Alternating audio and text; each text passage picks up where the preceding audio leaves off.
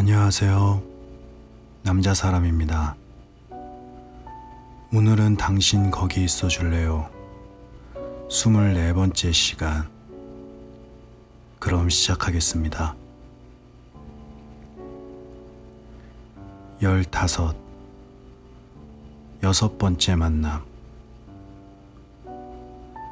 그는 나의 북쪽, 나의 남쪽, 나의 동쪽, 그리고 나의 서쪽이었다. 5등. 샌프란시스코 1976년. 엘리엇의 나이 30. 크리스마스인 12월 25일 아침은 캘리포니아 특유의 온화한 기후 대신 춥고 흐린 날씨였다. 샌프란시스코는 마치 뉴욕 같은 느낌을 자아내고 있었다. 곧 눈이 내린다고 해도 믿길 정도로 날씨는 스산했다. 어슴푸레한 여명에 잠긴 집은 고요 속에 잠겨 있었다. 일리나는 연인의 어깨에 몸을 착 붙인 채 단잠을 자고 있었다. 반면 엘리엇은 뜬 눈으로 밤을 지새워 얼굴이 창백했다. 엘리엇은 일리나 쪽으로 고개를 돌려 잠이 깨지 않게 살포시 포옹하고는 한참 동안 그녀의 잠든 얼굴을 바라보았다. 그녀와 함께 보내는 마지막 시간이었다. 그는 그녀의 머리카락 냄새를 들이마시고 혀를 움직여 피부의 부드러운 감촉을 느끼고 심장 박동 소리를 들었다. 시트 위로 눈물이 소리도 없이 떨어져 내렸다. 그는 스웨터와 청바지를 걸치고 방을 나왔다. 일리나를 떠나야 한다는 사실이 믿기지 않았다. 시간 여행자와 3가지 조건을 받아들이기로 약속했지만 막상 일리나와 헤어져야 한다고 생각하니 억장이 무너지는 듯했다. 일리나는 살았고 시간 여행자는 미래의 세계로 돌아갔다. 만약 일리나와 헤어지지 않는다면 그는 약속 이행을 강제할 어떤 카드를 숨겨두고 있을까? 엘리엇은 옆에 시간 여행자가 있다면 비통한 심정을 토로할 생각으로 이방 저방 돌아다녀 봤지만 그는 모습을 드러내지 않았다. 어쨌든 시간 여행자는 약속한 사실을 이행했다. 엘리엇은 이제 자신이 약속을 이행할 차례라고 생각했다. 엘리엇은 부엌으로 들어가 의자에 주저앉았다.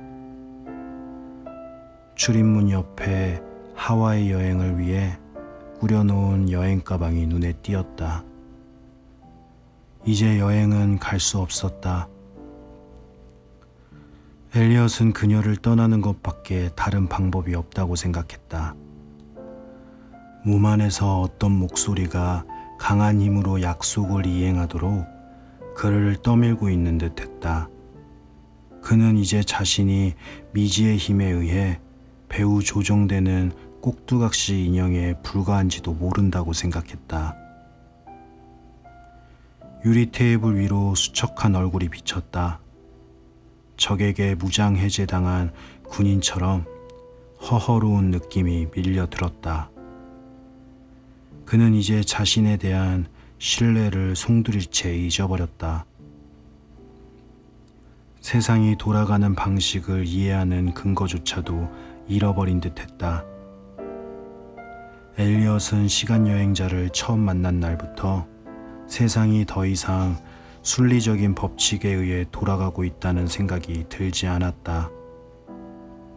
매일 밤 미지의 존재에 대한 두려움으로 잠을 청할 수 없었고 식욕도 사라졌고 끝도 없이 잡다하고 해결한 의문에 시달렸다. 왜 이런 일이 나에게 벌어지는 걸까? 과연 시간 여행자와의 만남은 축복일까, 저주일까? 현재 내 정신은 정상인가? 엘리엇은 이 복잡한 문제를 털어놓을 상대가 없어 더욱 미칠 것 같았다. 마루가 삐걱거리는 소리가 나더니 그의 셔츠를 허리춤에 동여매고 팬티만 달랑 걸친 일리나가 부엌으로 들어왔다. 그녀가 아바의 노래를 흥얼거리며 장난기를 가득 담은 미소를 던졌다. 이번을 마지막으로 그녀가 행복해하는 모습을 다시는 볼 수 없을 것이다. 그녀는 천상에서 온 여인처럼 아름다웠다. 그 어느 때보다 사랑스러운 자태였다. 하지만 잠시 후면 그녀에게 이별을 고해야 할 것이고 그들이 함께 쌓아 올린 사랑은 삽시간에 모두 무너져 내리게 될 것이다. 엘리엇에게 다가와 두 팔로 목을 감았던 일리나가 금세 이상한 낌새를 눈치채고 말했다. 무슨 일 있어? 이제 연기는 더 이상 못하겠어. 연기라니. 우리 둘 사이에 문제가 생겼어. 지금 무슨 얘기하는 거야? 사실은 나에게 다른 여자가 있어. 순식간에 터져 나온 말이었다. 10년간 갖고 온 사랑을 무너뜨리는데 불과 몇 초밖에 걸리지 않았다. 그녀는 믿기지 않는다는 표정으로 그의 앞에 있는 의자에 앉았다. 아직은 그저 고약한 농담을 들었거나 잠이 덜 깨 헛소리를 들었거니 생각하는 듯했다. 농담하는 거야? 내 말이 농담처럼 들려? 일리나가 망연자실해진 눈길로 그를 쳐다보았다. 그의 두 눈은 벌겋게 충혈되어 있었고 얼굴은 초췌하기 짝이 없었다. 그녀는 사실 여러 달 전부터 그가 전에 없이 걱정이 많은 사람처럼 안절부절하며 초조해야 한다는 느낌을 받긴 했다. 상대는 누구야? 당신은 모르는 여자야. 프리클리닉에서 함께 일하는 간호사. 일리나는 여전히 현실감이 들지 않아 꿈을 꾸고 있는 건 아닌가 생각했다. 사실 이런 악몽이 처음은 아니었다. 그녀는 지금 좀 더 있으면 끝날 아주 고약한 악몽을 꾸고 있는 것이라 생각했다. 그래도 그녀는 알고 싶었다. 그 여자를 언제부터 만났는데? 몇 달 됐어. 순순히 모든 걸 인정하는 그 앞에서 무슨 말을 할 수 있을까? 10년 동안 쌓아 올린 사랑이 급작스럽게 무너져버리고 있다는 느낌이 들 뿐이었다. 엘리엇은 충격을 받은 그녀의 얼굴이 급격히 창백해지고 있었지만 고피를 늦추지 않았다. 우리 사이가 삐걱거리기 시작한 지 제법 오래되었잖아. 당신은 그렇게 생각 안 했어? 당신은 한 번도 그런 말 한 적 없잖아. 왜 나한테 미리 귀뜸하지 않았지? 어떻게 얘기를 꺼내야 할지 몰랐고 당신이 우리의 애정이 식고 있다는 걸 스스로 깨닫기를 바랬어. 그 순간 그녀는 아무 말도 들을 수 없게 귀를 틀어막아 버리고 싶었다. 그녀는 아직 그의 말이 그저 바람을 피운 사실을 고백하고 있을 뿐이라는 것에 한정시키고 싶었다. 그러나 엘리엇은 잔인하게도 상처받은 가슴에 못을 박았다. 일리나, 이제 우리 그만 헤어지자. 그녀는 뭐라 대답하고 싶었지만 너무나 괴로워 입을 떨어지지 않았다. 그저 무기력하게 양볼을 타고 흘러내리는 눈물의 자취만이 느껴질 뿐이었다. 우린 결혼도 하지 않았고 딸린 아이도 없잖아. 그가 내뱉는 말이 그녀의 가슴 한가운데 비수처럼 내리꽂혀 이 상태로는 도저히 버틸 수 없을 것 같았다. 그녀는 자존심과 체면 따위는 모두 접어두고 격정적으로 고백했다. 엘리엇, 내게는 당신이 전부야. 당신이 내 연인이고 내 친구이고 내 가족이야. 그녀가 다가가 그의 품에 안기려 하자 그가 뒷걸음질을 쳤다. 그녀의 눈길이 엘리엇의 마음을 갈기갈기 찢어 놓았다.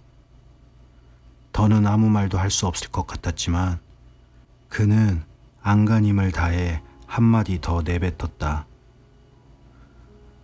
나는 이제 더 이상 당신을 사랑하지 않아, 일리나. 크리스마스 아침이었고 아직은 행적이 뜸한 이른 시각이었다. 평소와 달리 늦잠에 빠져들었던 샌프란시스코가 서서히 잠에서 깨어나고 있었다. 항상 부산했던 도심의 거리는 텅 비어 있었고 대부분의 상점들은 문을 열지 않았다. 오늘은 축제의 날이다. 잠에서 깨어난 아이들은 선물 꾸러미를 열어보며 기뻐했고 집집마다 곧 캐럴과 탄성 소리가 울려 퍼지기 시작했다. 더없이 즐거운 시간을 보내는 사람들과는 반대로 어떤 사람에게는 참으로 힘겨운 하루이다. 고독이 육중하게 몸을 짓누르는 날, 유니온 스퀘어 근처의 벤치에는 거지들이 떼를 지어 모여 있었다. 레녹스 병원에서는 끔찍한 화상을 입은 20살 처녀가 세상을 떠났다. 마리나의 어떤 집에서는 한 커플이 이별을 고한 날이었다. 택시가 일리나를 공항으로 싣고 갔다. 차를 끌고 집을 나선 엘리엇은 격렬한 슬픔과 수치심으로 괴로워하며 도시를 질주하다가 몇 번인가 사고를 낼 뻔했다. 차이나타운의 상점들은 오늘도 어김없이 문을 열었다. 차이나타운에 차를 주차시킨 엘리엇은 눈에 띄는 첫 번째 카페로 들어가 화장실로 직행했다. 위에 들어있는 내용물을 몽땅 변기에 토해내고 있는데 갑자기 뒤에서 인기척이 느껴졌다. 이제는 보지 않아도 알 수 있는 상대였다. 엘리엇은 획 몸을 돌리며 그에게 강퍼치를 한 방 먹인 다음 타일 벽으로 밀어붙였다. 모두 다 당신 때문이야. 충격을 받은 시간 여행자가 벽에 기대며 힘없이 주저앉았다. 어렵사리 자리에서 일어난 그가 겨우 몸을 추스르는 동안 엘리엇이 격정적으로 소리쳤다. 일리나를 떠나보내게 된 건 모두 당신 탓이란 말이야. 시간 여행자가 엘리엇의 목덜미를 움켜잡더니 무릎으로 급소를 한 방 가격했다. 나란히 선 그들은 비통하고 원망스러운 마음에 각자 힘없이 숨을 고르고 있었다. 먼저 침묵을 깬 사람은 엘리엇이었다. 일리나는 내 인생의 전부였어. 말하지 않아도 잘 알아. 그래서 그녀를 구한 것 아닌가. 자네가 아니었다면 일리나는 죽었을 거야. 시간 여행자가 엘리엇의 어깨에 손을 얹으며 위로했다. 엘리엇은 고개를 들어 눈앞에 서 있는 미래의 그 자신을 쳐다보았다. 여전히 그가 낯설게만 느껴졌다. 도무지 그가 미래의 자신이라고 인정하기 힘들었다. 그는 30년의 세월을 더 살았다. 30년의 경험, 30년의 만남과 지식, 30년 동안 쌓인 회환과 후회의 세월. 엘리엇은 시간 여행자가 떠날 시간이 되었다는 걸 감지할 수 있었다. 그의 몸에서 경련이 일었고 곧 코피가 터졌다. 시간 여행자는 지혈을 하려고 종이 냅킨을 집어들었다. 젊은 엘리엇이 앞으로 힘든 세월을 보내게 될 것이라 생각하니 마음이 아팠다. 그가 겪은 고통과 시련이 결코 몇 마디 말로 위로할 성격이 아니라는 걸 잘 알았다. 지난날 고질적인 반목을 극복하지 못하고 끝난 아버지와의 관계처럼 젊은 엘리엇과도 대립과 오해를 풀지 못하고 말았다는 자책감이 가슴을 때렸다. 무릎으로 급소를 가격한 것 말고는 아무것도 해주지 못했다. 젊은 엘리엇이 감당해야만 하는 슬픔의 무게가 느껴졌다. 그는 보는 게 이번이 마지막이라는 생각이 들자 어떻게든 위로의 말을 남기고 싶었다. 적어도 자네는 일리나가 어딘가에 살아있다는 걸 알지 않나? 난 일리나의 죽음을 평생 마음에 담고 살아야 했다네. 그건 큰 차이가 아닌가? 이제 그만 꺼져버려. 젊은 엘리엇이 분노 어린 목소리로 말했다. 시간 여행자는 정말이지 자기 자신과의 소통은 어려운 일이라고 생각하며 시간의 소용돌이 속으로 빨려 들어갔다.